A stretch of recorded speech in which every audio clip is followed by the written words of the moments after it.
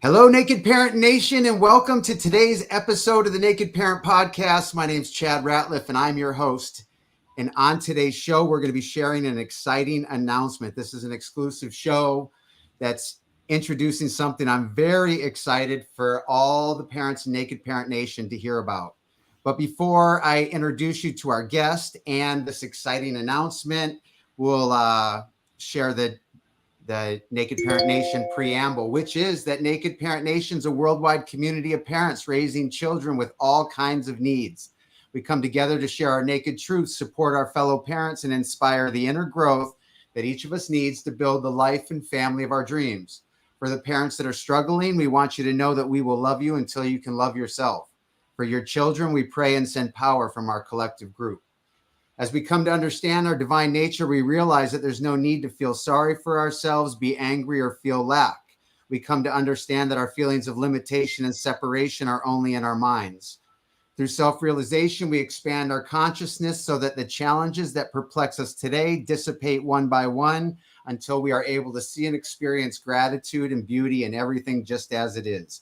We have the power to create any kind of life we want for ourselves and our families. We do this by living in the naked present moment, one day at a time. Esther and Jerry Hicks call it the science of deliberation, and we call it the answer to all of our prayers. So today is different than most days. We are having a guest that we had on the show maybe a few months back, Cricket Barrientos. Thanks for being with us, Cricket. Thank you. Thank you for having us back. Yes, and for the listeners that remember, Cricket is the founder of Sounds of Autism. And after having the conversation that we had, I was so inspired by what Cricket and her organization is doing that I followed up and said, is there a way that myself and Naked Parent Nation can get involved? And that was the birthing place of the announcement that we're going to share with you today. But what I want to do on the show is dig into Sounds of Autism, so that all of our listeners can hear what the organization is about, what the organization is doing, and the impact it's having on families worldwide at this point. So again, thank you, Cricket, for being here. And can you just tell us where Sounds of Autism come from? Yeah. So thank you for having us.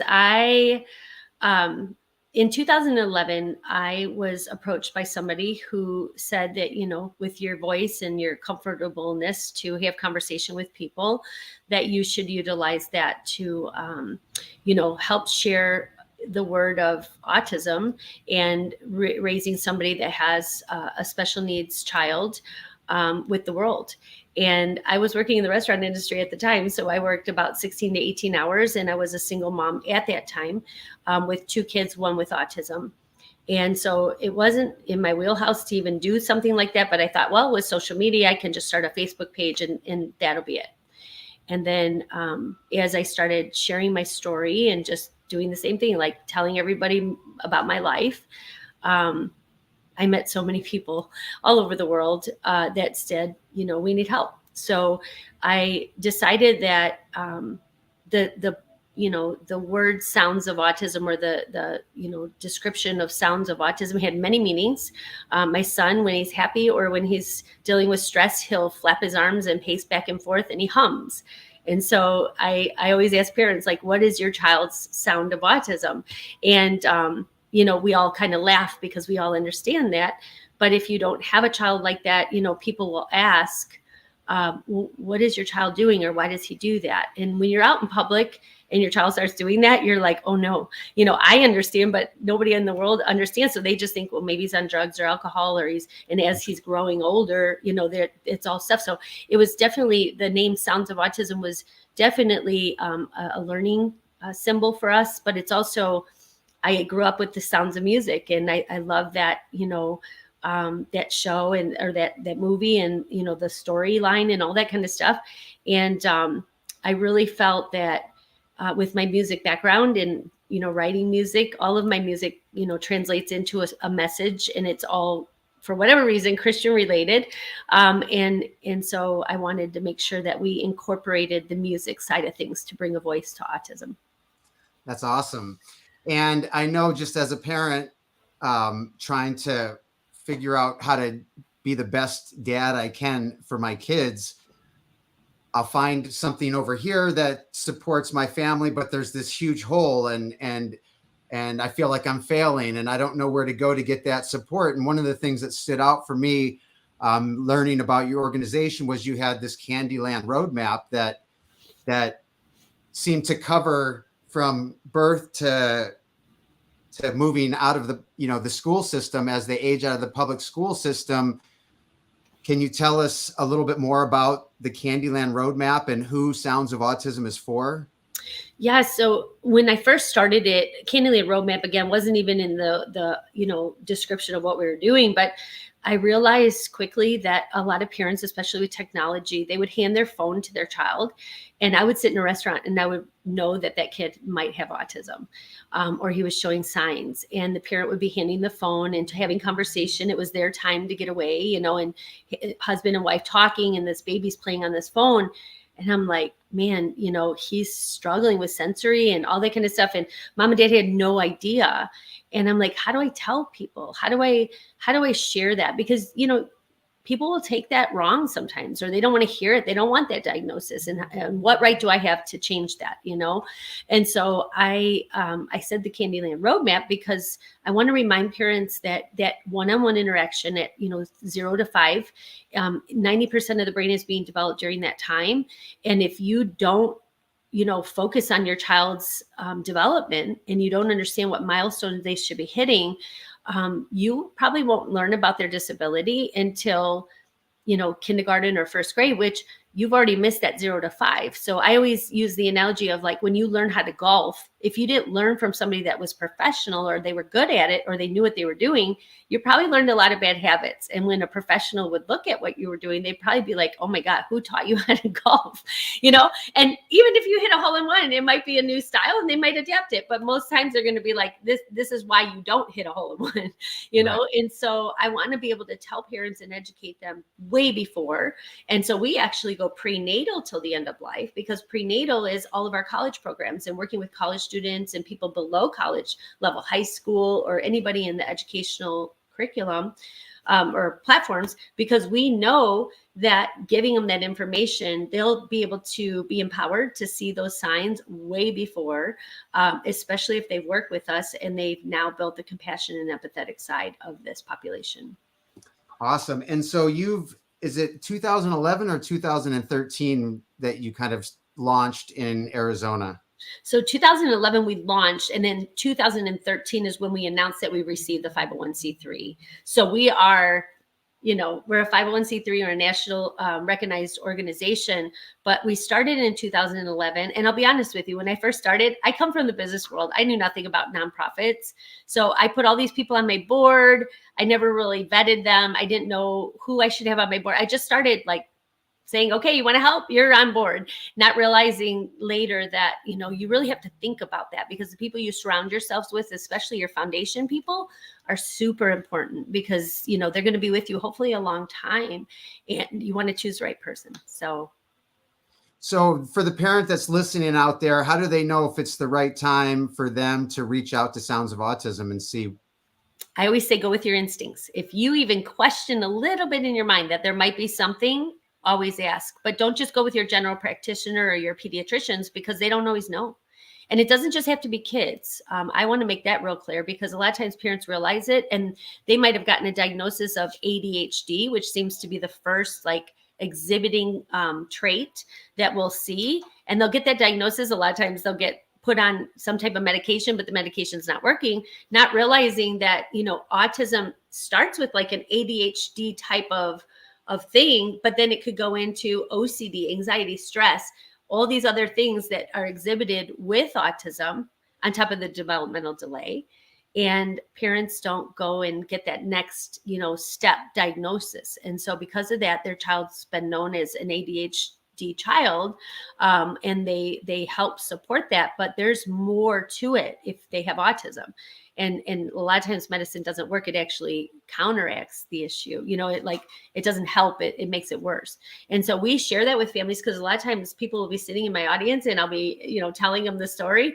And when I say that, oh, I'm so sorry, my dog, I'll say that to them and they're like, Cricket, what do you mean? So my child might have autism? And I'm like, well, I'm not a mental health provider, so I don't know the answer, but I can definitely tell you there's a possibility. And so I would definitely look into it, because if that's the case, there's some different things that you need to be doing that will help, because once that child hits puberty, things could really spiral, and you want to be ready for that. Yes. And so we, at least at this point, a pivotal piece of raising a child with special needs is getting a diagnosis. What's the age that you can diagnose someone showing signs of autism? Well, nowadays there's doctors that will go as early as like 2-3 years old if you see the, typical signs and things like that. But with my son, they did not want to give him a diagnosis until 6 years old. And I didn't really understand that, because a lot of the support solutions that you receive with our government in Arizona, it's 3 years old. You get the best help, and it doesn't cost anything. And then when you get to, 3 to 5, you get a little bit more, but you miss some of the good stuff. Right. And then when you get to 6, you don't get any of that stuff. And now it's like out of pocket expenses. The diagnosis costs money. There's a lot of things. And so I encourage families, if you have that instinctual, thing going on, go with it and see. And, what is the worst case? They say, no, he's fine or she's fine. Great. But it's harder to see in girls. That's the other thing. So you got to be really careful, because you might miss it. And their issues tend to take a little longer. But when they start going through 10 and 11 years old, that's when they really struggle. That's a great point. And that's something I always want to stress to the parents out in Naked Parent Nation, is to follow your gut and to make that phone call when you get that feeling, because it's easy to sit and talk yourself out of something.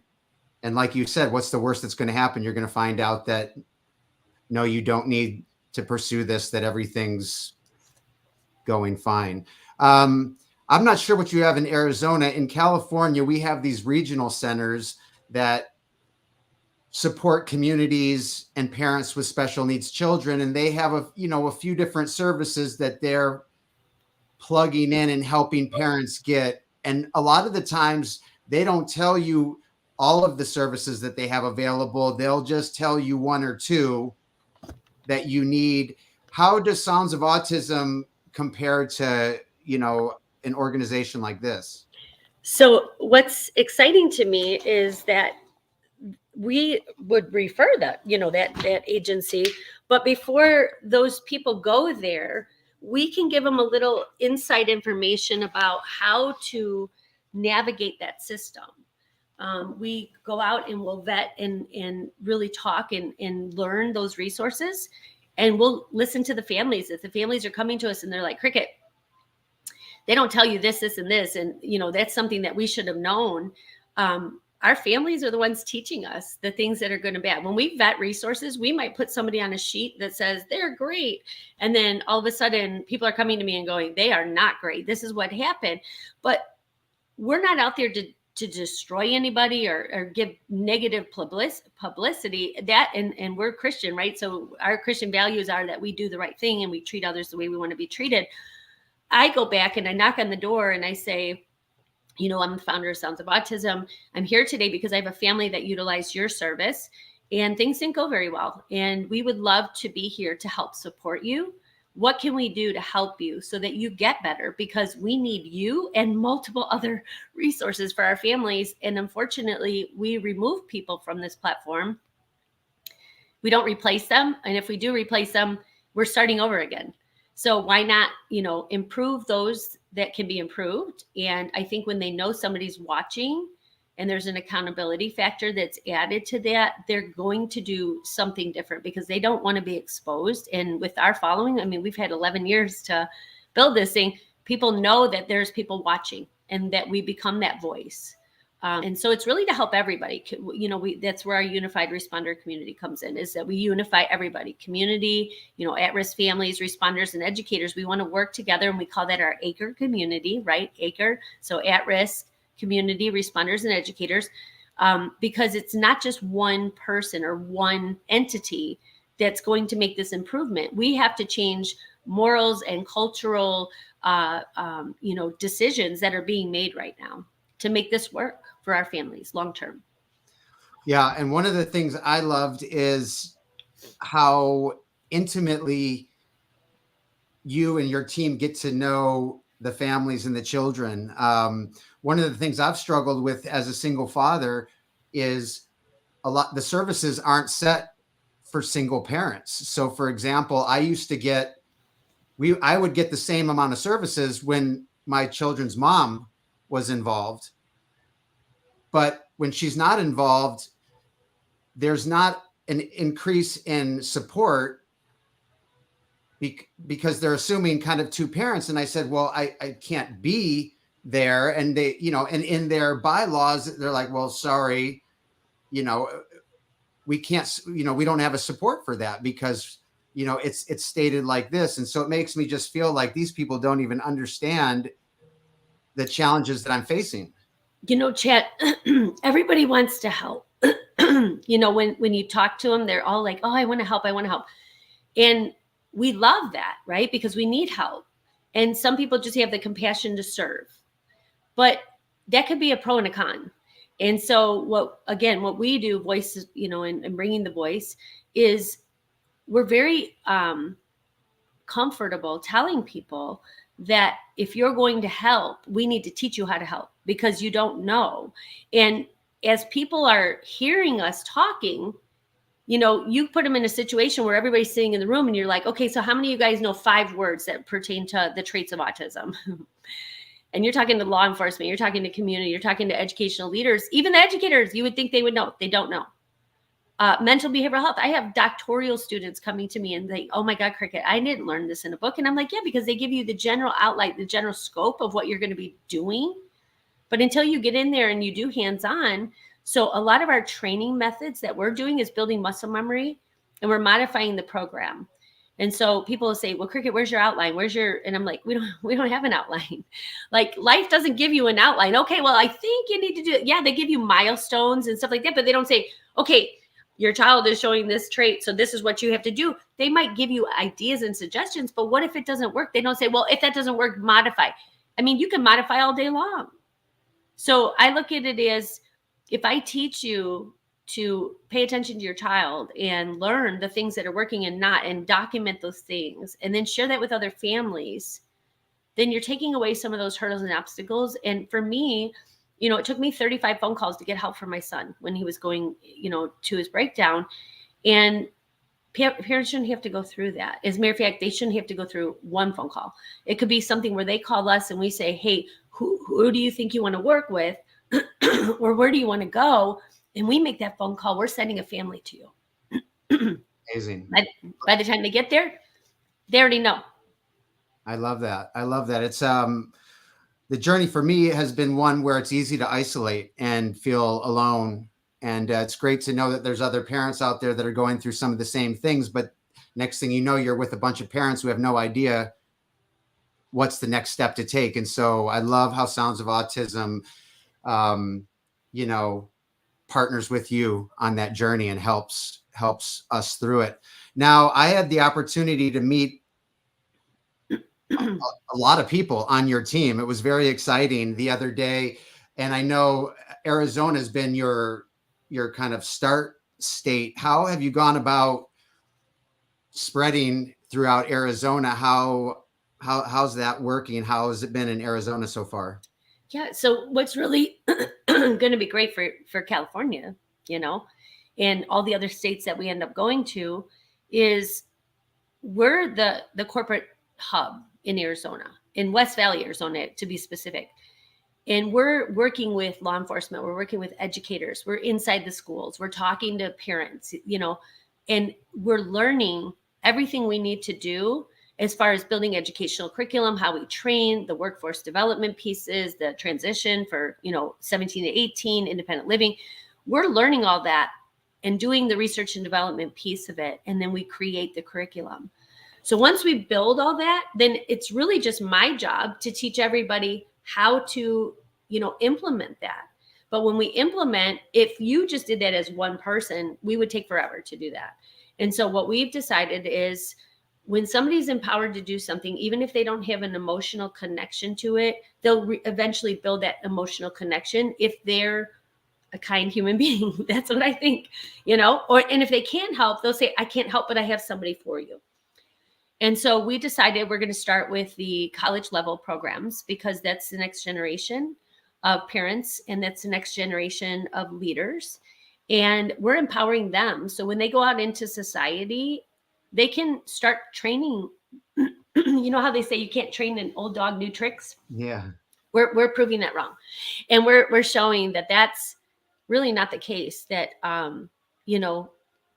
we're not allowing people to look down at the younger generation. We're actually giving them a reason to come into society as an empowered individual. And to be honest with you, working with all these students, and people are like, well, do you just work with social behavioral psychology? No, we work with everybody: criminology, psychology, sociology, math teachers at special ed, because everybody is going to have some type of encounter with the autism population. It's 1 in 44 in the United States. 8-year-old children, they haven't even diagnosed below 8.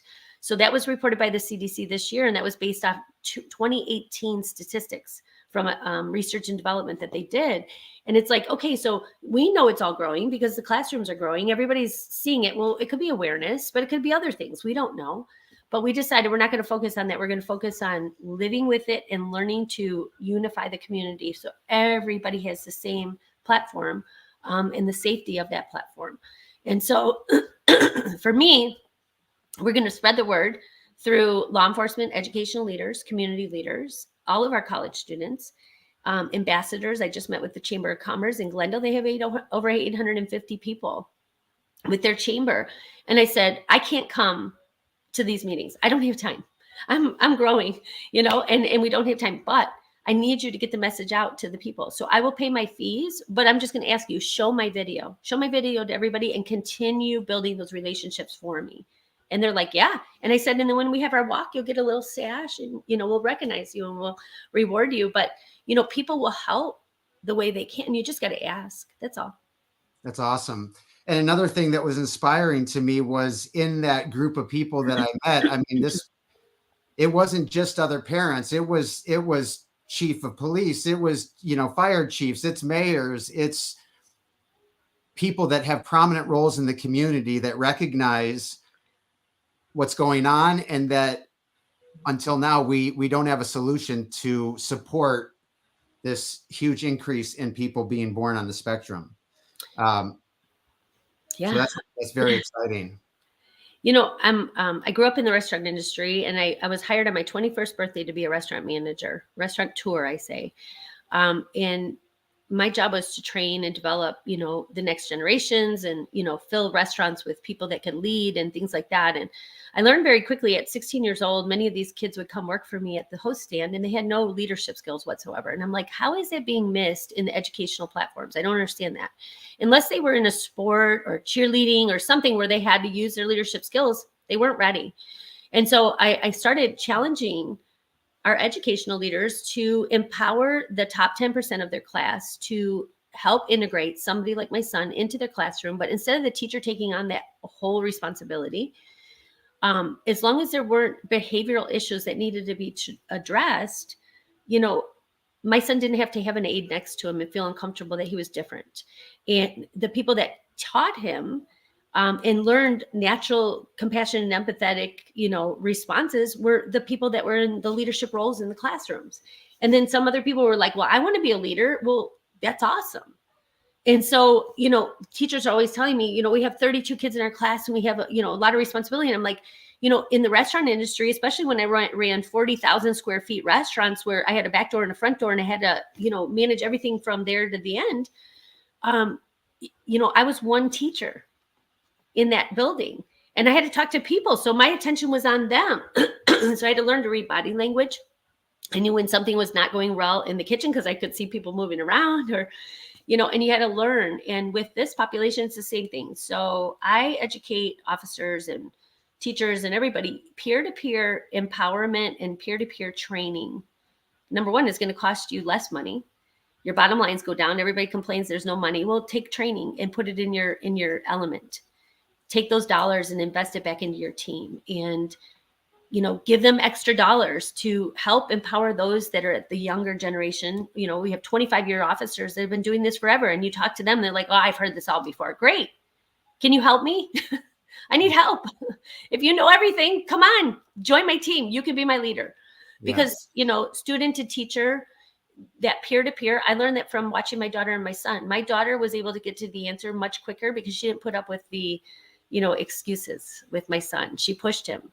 And he was, he knows that. And now they have this beautiful relationship that, most siblings may not have, but he does and she does because of that. So, awesome. I really challenge leaders, and I think that's, part of what we're doing, but I have the experience doing that. So it's easy for me to challenge. Yes. And as an entrepreneur, I've started companies and I've watched companies, and there's certain ideas and certain products and certain companies that get momentum, and, it just takes hold. It's either the right time and people want what the organization had, you know what I mean? And the power of momentum is pretty amazing. And that's something that I felt with your organization, is that there's just this momentum behind it. People understand the need. They're seeing that the need's being filled. And I heard there's an international country artist that's partnered with Sounds of Autism. Are you allowed to give any details on that? Oh, yeah, absolutely. So we have 16 programs broken into 4 phases. And when I got to phase 2, because phase 1 is so important to me, and I really want the whole state of Arizona to be done by the end of the year, I was like, how am I going to implement phase 2? I don't really have, the time, and I write music and I don't sing. I'm working on it, but how am I going to get all this information out to the community and do everything else that I'm doing with a 5-man team, 4-man team, and I say that because I have these ambassadors, but they change all the time, right? They get used to us and then they go away and I get a new group. So I'm doing a lot of moving things, but I never fear that, because I know it's going to come. If you believe in God, that he'll take care of those needs that you have, and he'll help guide, because he sees what we're doing. So that said, Bobby Joe Bell came into my life through my music part of my life and my daughter's music part of my life, and was introduced to me. And he shared his vision and his reason why he almost lost his life a year ago. Has a daughter on the autism spectrum, and she was not prepared to lose dad, and he wasn't prepared to leave. And on top of that, he didn't have his affairs in order. So if he did leave, it wasn't a good situation. So dad goes into the surgery, comes out, and I think he felt it was a blessing, and he wanted to share with the world. So he wrote a song, a line dance in a song. And the song talks about raise your hands to ASD, autism spectrum disorder. And he brought in all these different artists that he met along his path, and they all joined him, which I was like, that's unified. Like, you just asked people and they did it, right? And these are people that probably get paid millions of dollars, but he didn't care, and they didn't care. They just wanted to do this to bring awareness. And very much like the We Are the World back in my day. And so he did this, and then he found somebody to create a dance. And he said, you know what, I'm going to break the state record and the world record for line dancing. And he goes, the longest line dance. And we're going to do that with the Guinness Book of World Records, which all of us in our generation know. And he said, I want to do this because I think it will be something that'll be fun, but it'll bring awareness to something that's a huge, considered the epidemic of the United States and the epidemic of the world that's not being addressed. And I said, oh my gosh. And he goes, and then I want to take the money from that, and I want to create this, platform to help everybody. And I was like, well, we have the help piece, right? And we've been doing it for 11 years. So he's like, why would we reinvent that wheel? And so I said, I don't want you to lose your identity, because I think it's super important that you stay Raise Your Hands Inc. And they're a foundation. So what they have to do is, the way they set theirs up a little bit different. They have, and it wasn't intentional either. They wanted to be a 501c3, but they, I guess, clicked the wrong box or something and realized it too late and already paid for it. And I said, well, maybe it was supposed to happen that way. Like, we're not controlling this journey. You just have to let it go and let it happen. And so the foundation, he would produced this song. It launched out to over 35,000 viewers. Once it gets on Spotify and all that, it'll start making money. And so he said 100% of the funds need to go to a cause. And so he's like, I need 50% for me so I can continue my journey and do my tour and all that. And I'm like, great. He goes, the other 50% goes to your cause, and you do all the repair and maintenance for the population that we're serving. I'm like, perfect. So then he's out in the forefront. So I said, okay, so you're basically our PR team. And so we actually spoke yesterday, and our new development is we are working on a social media director, and for, collaborating and bringing this awareness, a media director, a vice president or president of his, of his organization, which, they already had. And then I just was talking to Tony, and I said, Tony, he gets so frustrated sometimes with the music part of the world, because he said everybody's forgetting about the vintage artist and all the people that kind of made this happen for all of us, and we don't appreciate them anymore. We're turning everything digital. And I said, that's kind of the world, right? And he said, but why can't we keep that and make that the celebration of why we exist? And I go, your movement for music is my movement for life. And I said, so it really makes sense. So we're going to do a podcast, and he's going to be able to talk about the vintage side of music as a correlation to what's happening in life. He goes, because karaoke now is the checkout centers at your Safeway or your Jewel or whatever your grocery store is, where, you don't need a person anymore. You can just go through and scan your own thing. He goes, that's karaoke. You don't need the musician anymore. You could just sing on a microphone. He goes, we're losing things, and he's autistic. So he's really animated about it. And I'm like, then let's bring your voice. That's what we are. That's who we are. And he's an amazing, talented, very underappreciated music artist that needs to be brought to the forefront. And that's really what we're going to do. And Tony will be the beginning of many with that portion of it. So phase 2 is completely done now with a 30-year music artist that will bring awareness to everything we're doing, which is awesome. That's very exciting. That's so awesome. And then I note, I noticed that you're piloting your program in Canada. You're replicating in Canada. Can you explain kind of how you decided to go international? Yeah, on social media, we met James Townend, and he was on LinkedIn, and he realized at, in later age in life, in his 50s, that he, I think he's 50. I should be careful. He might be like late 49, early 50. But he realized that his daughter might have autism, had her diagnosed, and realized he did as well. And so that changed his whole life. He quit his job because he knew that he couldn't do that anymore, and he realized why. And he started doing something different, and then he got very involved in the community.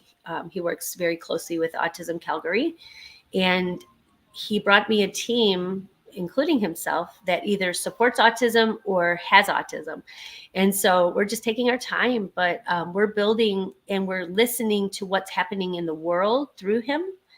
And we're not just building our tools to fit just the United States or just Arizona, but we're building tools that will really support all over the world. And us doing it right, and this is why we're taking so long, I believe, is us doing it right. Once we launch, which, we did in 2021, it's going to move so quickly. And it really is. And you saw that team the other day. We had 2 or 3 people on our call a year and a half ago. And look at where we're at now. Amazing. That's so exciting. And one of the reasons I reached out to you after our last show was because I interview hundreds and hundreds of parents, and every day, all day, I'm talking to parents about their struggles, the holes, their challenges that they're facing, and they have no solution for, and trying to deal with it emotionally and feel like enough and be proactive. And that's why I reached out to you, because your organization was answering a lot of those questions that these parents were having. And then that's how, that's the exciting announcement. The exciting announcement is that Sounds of Autism is expanding to California, and that the Naked Parent podcast team is spearheading putting together the Sounds of Autism team for California Can you share your thoughts on this or next, share your heart on that topic? Chad, we vet and ensure that everybody that we bring on really has the passion to serve. And when I came on your show, I knew just talking to you for the first few seconds that you're probably going to be our lead in California. But I was sitting at home after we had our podcast, and I'm like, okay, how do I approach this with him? Because he's very busy and he's got a lot going on at home, and we, balance life balance is very important to me. So I was like, okay, I'm just going to reach out to him and see if he wants to have a meeting. And then you had reached out, and I was like, oh my gosh, we're thinking the same thing. And what people don't realize, and, when you look at our entire model, 16 programs, you're like, oh my God, that's a big undertaking. But to be honest with you, with the way that I built this, it really is, as long as you can facilitate working with a lot of parts, moving parts, which I know you'll be fine. You have how many kids? I mean, right? You're doing dad many times all day long. Yeah. I feel like we're going to be able to mentor you to be able to do this and build your audience and build those people surrounding you. You will probably have more people coming to you than you going to them. And the only thing that I encourage is just make sure your foundation is solid and you have the right people that are going to support you. And if they don't, you have a rule that they can't leave until they give you a replacement, and you're appreciative of that. And we always let people come back if they did a great job. Even if they didn't, but they realized they needed to, we'll let them come back. But once you do this, your execution is going to be so much simpler because we've already built everything. You just have to execute. And execution means communication. It means, explaining and educating people how, and then just building that, that audience. But with our PR team, getting out there and going national, international, and sharing the word, you'll have Bobby Joe Bell and his band in California to help bring awareness to your team and what you're doing. So we're blessed to have all those things. It's already created. We just met with our media team. He now is with a local channel in Arizona, Channel 7. And we're working right now together to come up with a game plan of how to strategically implement our media plan so that it does capture every state we work our way into. And we made it a rule that Bobby Joe Bell moves with us. So when we go, he goes. So when we're ready to kind of get launching and we want to do our ribbon cutting, basically, Bobby Joe Bell will be there to celebrate that with you. That's very exciting. And so to the parents out in Naked Parent Nation, if you just have that feeling or that call inside of you to find out more about what's happening, I'm in the process of building the Sounds of Autism team for California, and you might be the right person to help create this team. And I love that your background was in the restaurant industry and that you understand how to create systems and processes to be able to go after a big state like California, a big world like this whole world. And so I like that I know the people I need to get around me and the positions that we need to cover. And so it's exciting. So parents, if you want to know more about Sounds of Autism, if you want to get involved, reach out to the show and I'll follow up with you personally. I'm very excited. Yay. Welcome to the team, Chad. We're excited. And, we will be doing this in all 50 states.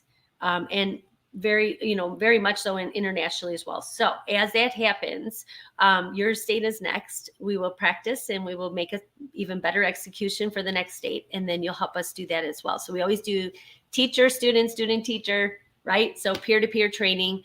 And you'll be an expert. A year from now, you'll be speaking the language.